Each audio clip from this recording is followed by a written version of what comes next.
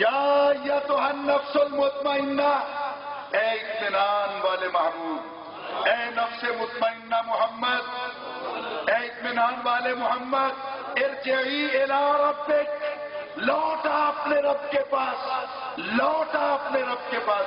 رب نے یہ کیوں نہیں کہا کہ آ جا، یہ کیوں کہا کہ لوٹا؟ یہ میں آپ سے شیئر کرنا چاہوں گا، یہ میری 28 برس کی محنت ہے جو آپ کے سامنے عرض کرنے چلا ہوں۔ یہ کہا کہ ارجعی الی ربک، لوٹا، یہ کیوں نہیں کہا کہ آ جا؟ وجہ اس کی کیا ہے؟ آج جب میں آ رہا تھا یہاں گجرا شہر میں تو یہاں سے کال آئی، آ جاؤ آ جاؤ، اور گھر سے اگر کال آتی تو وہ کہتے لوٹ آؤ۔ بات سمجھ میں آئی ہے؟ تو ثابت ہوا کہ جہاں میری عارضی رہائش ہوگی، عارضی طور پہ جہاں میں جاؤں گا وہاں مجھے کہیں گے آ جاؤ، جہاں میرا اصلی وطن ہوگا وہ کہیں گے لوٹ آؤ۔ اب میں نے کچھ کہنا ہے، ذرا حوصلے سے بیٹھیے گا۔ اصلی وطن والے کہیں گے لوٹ آؤ، عارضی والے پکاریں گے آ جاؤ۔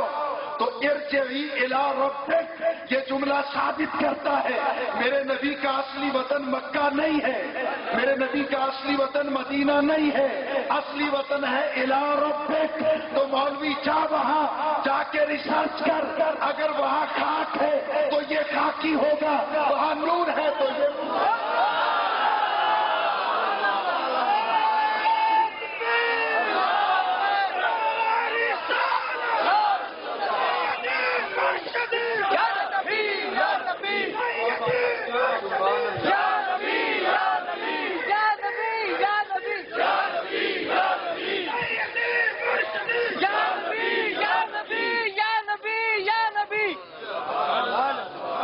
کچھ سمجھ میں آئی؟ صحیح بول تو دیں اونچی آواز سے۔ آگے چلیے، لا تخزنی الی یوم یبعثون۔ اب اگلا تقابل کریں گے ہم۔ لا تخزنی الی یوم یبعثون، لا تخزنی، تو شرمندہ نہ کر مجھے، الی یوم یبعثون، جب قیامت دن سب کو اٹھایا جائے گا۔ یہ کون کہتا ہے؟ ابراہیم علیہ السلام۔ اب ہمیشہ یہ دعا کرتے ہیں، لا تخزنی الی یوم یبعثون، یا اللہ مجھے شرمندہ نہ کرنا۔ یہ ہے تو خزیون سے مانا تو اور بنتا ہے نا صحیح، لیکن سامنے جو نبی ہے کیا کریں، شرمندہ ہی کہہ سکتا ہوں۔ ویسے تو اس کا مانا رسوا بنتا ہے، رسوا، اور رسوائیوں کا تعلق نبی سے کیا ہے؟ میں نے وہ چونکہ نبی کی بات کرنی ہے تو یہاں بہت مشکل ہے۔ لا تخزنی الی یوم یبعثون، صبح یہی کوئی کہہ دے گا نا کہ ترجمہ بدل دیا۔ آپ کہتے کہ یا اللہ تو مجھے رسوا نہ کر، اس میں کون سی بات ہے؟ ترجمہ بدل دیا۔ میں نے کہا صرف میں نہیں بدلتا، تجھ میں بھی حوصلہ ہے، ایمان ہے۔ کیا ومکر اللہ، اللہ نے تدبیر فرمائی۔ ان المنافقین یخادعون اللہ، منافقوں نے اللہ سے دھوکہ کیا، وہو خادعهم، اللہ نے ان سے بدلہ لیا۔ مقابلے میں دھوکہ نہیں کرتا اللہ تعالیٰ۔ اسی طرح یہاں بھی ہم حد ادب میں رہتے ہو، یا اللہ مجھے شرمندہ نہ کرنا۔ الی یوم یبعثون، یبعثون جمع ہے، جس دن سب اٹھائے جائیں گے، شرمندہ مجھے نہ کرنا۔ نہیں سمجھا سکا، اٹھائے تو سارے جائیں گے نا، کسی اور کو بھی تو ضرورت ہے، کسی اور کے لیے بھی مانگ لیں، کسی اور کو بھی شرمندگی سے بچا لیں، لیکن کہتے ہیں نہیں سارے کھڑے ہوں گے، باقیوں کے لیے تیری مرضی۔ لا تخزنی، مجھے نہیں شرمندہ کرنا، مجھے نہیں شرمندہ، حتیٰ کہ اپنی اولاد کے لیے بھی نہیں کہہ رہے، اپنے غلاموں کے لیے بھی نہیں کہہ رہے، لا تخزنی، صرف مجھے تو قیامت والے دن شرمندہ نہ کرنا۔ ادھر چل مدینے، میرے آقا چپ بیٹھے ہیں، اللہ بولتا ہے یوم لا یخزی اللہ النبی، اے نبی قیامت آنے تو دے، میں تجھے شرمندہ نہیں کروں گا۔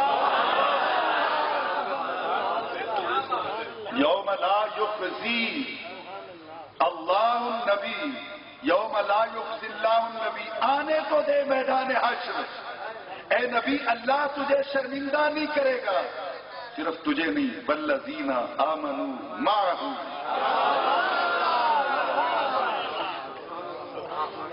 پرسوں رات اسلام آباد میں بین الاقوامی میلاد کانفرنس جو تھی اس میں 2 ہی لیکچر تھے، ایک اس غریب کا تھا، ایک اور لیکچر تھا، تو اس میں اتفاق سے حاضر و ناظر پہ بحث تھی، تو میں وہ لمبی بات تو نہیں کروں گا۔ ایک بات جو اس دن میرے مالک نے کرم کیا اور وہاں جو ایک پوائنٹ آؤٹ ہوا وہ آپ سے شیئر کر لیتا ہوں، شاید آپ کو بھی بات پسند آ جائے۔ وہ ہوتا ہے کہ سرکار ناظر ہے نا فائل میں، تو فعل نظر ہوا، نظر ناظر دیکھنے والا ہے نا، دیکھتا نظر سے ہے نا، تو وہ ناظر دیکھتا ہے، تو جس کو دیکھتا ہے وہ منظور ہوا۔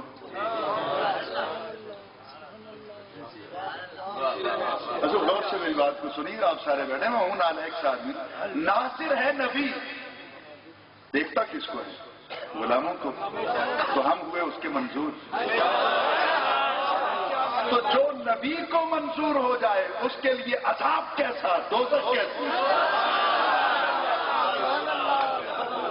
جو نبی کی نظر میں منظور ہو جائے، باقی حاضر و ناظر کے مسئلے اپنی جگہ پہ رہے، جو نبی کی نظر میں منظور ہو جائے اس کے لیے عذاب کیسا؟ تو اس لیے اللہ نے دوزخ کو بھی بھرنا تھا نا، تو کچھ کو بنا دیا نبی کو ناظر ماننے والا کہ یہ منظور ہو جائے، کچھ کو انکار کرنے والا بنا دیا، نہ یہ منظور ہو سکے نہ یہ بن سکے۔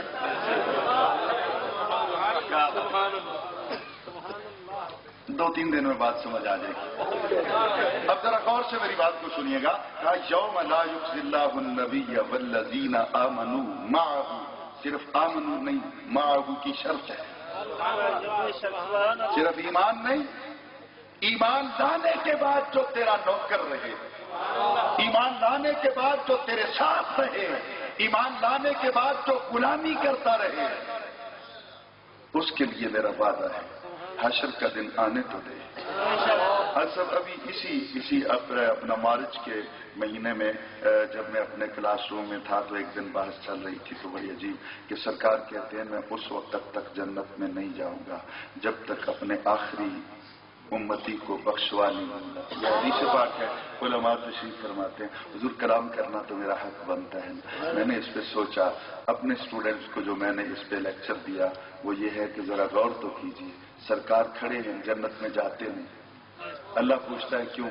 کہا تو نے وعدہ کیا تھا شرمندہ نہیں کروں گا، وہ تو دوزخ میں چل رہا ہے، اب اس کو چھوڑ کے چلا جاؤں تو یہ شرمندگی نہیں تو اور کیا ہے؟ یا اللہ میں سفارش کرتا ہوں اسے معاف کر دے، اللہ تعالیٰ اسے معاف کرے گا، جتنی دیر لگے گی اس کا حساب و کتاب کرنے میں اتنی دیر تک سرکار بھی کھڑے رہیں گے۔ اور یہ مسلمہ قاعدہ ہے، حدیث پاک سے ثابت ہے، جب تک سرکار جنت میں انٹر نہیں ہوں گے کسی نبی کے لیے دروازہ نہیں کھولا جائے گا۔ اب میں نے کچھ کہنا ہے، تیار ہو کے بیٹھیے گا، کسی نبی کے لیے دروازہ نہیں کھلے گا جب تک سرکار نہیں جائیں گے، اور سرکار جاتے نہیں ہیں جب تک تو نہیں جاتا۔ سرکار کھڑے ہیں اکیلے نکل کے لائن سے، نبی سارے ایک سائڈ پہ، ان کی امتیں ایک سائڈ پہ۔ حضور کیا میں یہ کہنے کا حق رکھتا ہوں اس دن نبیوں کی امتیں وہاں کھڑے ہو کر اپنے نبیوں کو بھی دیکھیں گی، ہمارے لجپال کو بھی دیکھیں گی، اور رب کی بارگاہ میں عرض کرے گی کاش ہم بھی تیرے ہوتے۔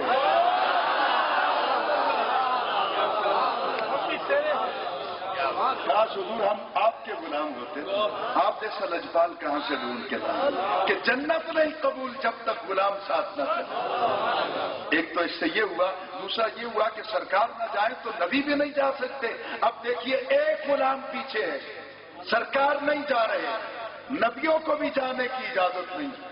کبھی آئینے میں چہرہ تو دیکھنا کہ تجھ سے سیدہ زہرا کا بابا پیار کتنا کرتا ہے، ایک تیری خاطر نبی انتظار کر رہے ہیں کہ یہ آئے تو ہم بھی جنت میں جائیں۔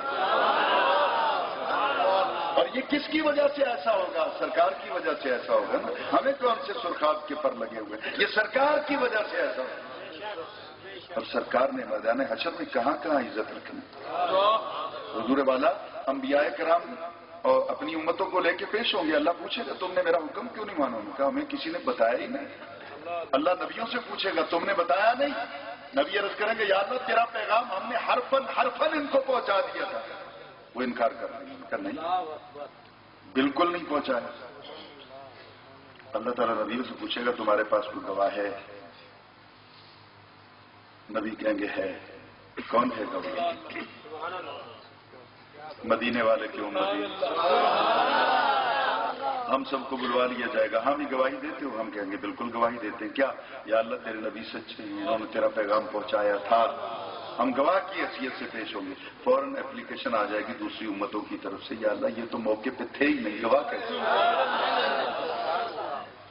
یہ کس طرح گواہ؟ ان کی وٹنس تو قابل قبول ہی نہیں، مسترد کی جائے۔ خلاق عالم فیصلہ کرنے پہ اگر آئے کہ واقعی یہ تو موقع پہ ہے ہی نہیں، تم کس طرح گواہ بنو؟ تمہاری صداقت پہ کس طرح یقین کروں؟ وَيَكُونَ الرَّسُولُ عَلَيْكُمْ شَهِيدًا، وَيَكُونَ الرَّسُولُ عَلَيْكُمْ شَهِيدًا۔ میں نے کہنا ہے اس کا ترجمہ، میں نے آسان لفظوں میں کہنا ہے، بالکل تیار ہو کے آپ بیٹھیں گے۔ وَيَكُونَ الرَّسُولُ عَلَيْكُمْ شَهِيدًا، قریب تھا کہ گواہی مسترد ہو جاتی، ہمیں باہر نکال دیا جاتا اور میدان حشر میں ہم شرمندہ ہوتے۔ سہرا کے بابا آئے اور آ کے عرض کی مولا یہ بھی سچا ہے، یہ بھی سچا ہے۔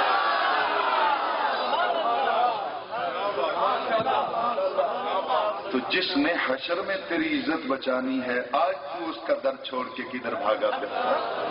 آج تو اس کی سنتوں پہ عمل کیوں نہیں کرتا؟ آج اس نبی کی غلامی کا توق تو اپنے گلے میں کیوں نہیں ڈالتا؟ اب ذرا غور کیجئے، اپنی منزل کی طرف چلو۔ تو اللہ نے کہا کہ اے نبی میں تجھ سے وعدہ کرتا ہوں قیامت آنے دینا تجھے شرمندہ کروں گا اور نہ ہی تیرے غلاموں کو، نہ ہی تیرے حس۔ تو اللہ نے کہا کہ اے نبی میں تجھ سے وعدہ کرتا ہوں قیامت آنے دینا تجھے شرمندہ کروں گا اور نہ ہی تیرے غلاموں کو، نہ ہی تیرے حسبی اللہ۔ اگلے سٹیپ پہ چلتے ہیں اور تقابل کرتے ہیں۔ حسبی اللہ، حسبی اللہ، مجھے اللہ کافی ہے۔ قرآن پاک کا یہ جملہ اتنا پسند آیا کچھ لوگوں کو، انہوں نے سٹیکر چھپوا کے لگوا دی، مجھے اللہ ہی کافی ہے۔ کسی کو اور کا نام نہیں لینا، بس بسوں میں لگوا دیے، اسٹیشنوں پہ لگوا دیے، گھروں میں بانٹ دیے، کہتے ہیں جناب بے فکر ہو، پیسے نہیں لیتے، لے جائیں، عقیدے کا بیڑا گرک کر لیں۔ ہمیں اللہ ہی کافی ہے، اللہ ہی کافی ہے۔ یہ حضرت ابراہیم علیہ السلام کی دعا 24 آور مانگتے ہیں، چکھا میں جاتے ہیں حسبی اللہ، بیٹے کی گردن پہ چھری رکھی حسبی اللہ، بیٹے کو تنہا چھوڑا ہے حسبی اللہ، زندگی میں وظیفہ کیا مجھے اللہ کافی ہے، مجھے اللہ کافی ہے۔ یہ حضرت ابراہیم مانگتے ہیں اور میرا نبی چپ بیٹھا ہے۔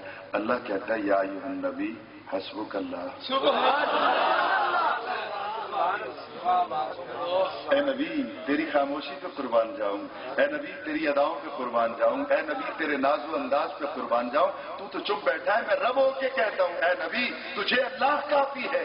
اور صرف اللہ نہیں، وَمَنِ اتَّبَعَكَ مِنَ الْمُؤْمِنِينَ، تجھے اللہ بھی کافی ہے، اے رسول تجھے اللہ بھی کافی ہے، تیرے غلام بھی تجھے کافی ہے، تیرے غلام بھی تجھے کافی ہے۔ غلام کافی ہو سکتے ہیں، آقا کافی نہیں ہو سکتا۔